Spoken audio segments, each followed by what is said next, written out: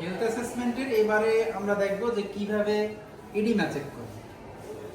Edema হলে অনেক সময় পেশেন্টের পা ফুলে যায়, তো এইটা দুইটা জায়গায় আমরা চেক করতে পারি। একটা হয়েছে আমাদের মিডল মেলিওলাস আর একটা শিন অফ দ্য টিবিয়া। এখন মিডল মেলিওলাস কোনটা? এই যে এইটা হয়েছে কি মিডল মেলিওলাস। তাইলে এখন আমরা যদি ইডিমা চেক করতে চাই তাহলে এই জায়গাটায় আমাদের থাম্ব ফিঙ্গার দিয়ে চাপ দিয়ে ধরব।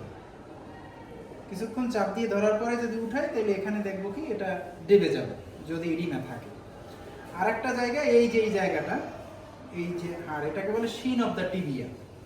এটা কি শিন অফ দ্য টিবিয়া। এখানেও কিন্তু আমাদের শুধু স্কিন, মাংস থাকে না। তাহলে এই জায়গাটা যদি এক্সট্রা সেলুলার ফ্লুইড দিয়ে ফুলে যায় তাহলে কিন্তু এটা ফুলে থাকে। তাহলে এই জায়গাটায় যদি আমরা এরকম চাপ দিই, চাপ দিয়ে যদি ছেড়ে দিই তাহলে কিন্তু এটা ডেবে যাবে। যেহেতু ওর কোনো ইডিমা নাই সেক্ষেত্রে আমরা কিন্তু দুইটা জায়গায় কিন্তু চাপ দিছি, কিন্তু কোনো ডাবে না। এই মেলিওলাসের এখানে ডাবে না। তাহলে আমরা একটা পেশেন্টের যদি ইডিমা থাকে, লেগ সোয়েলিং থাকে, তাহলে আমরা কি ইডিমা চেক করতে পারবো? জি স্যার। তাহলে সবসময় মনে রাখতে হবে দুইটা জায়গায় ইডিমা, একটা হচ্ছে মিডল মেলিওলাস আর একটা শিন অফ দ্য টিবিয়া। মনে থাকবে তো? জি স্যার। Thank you.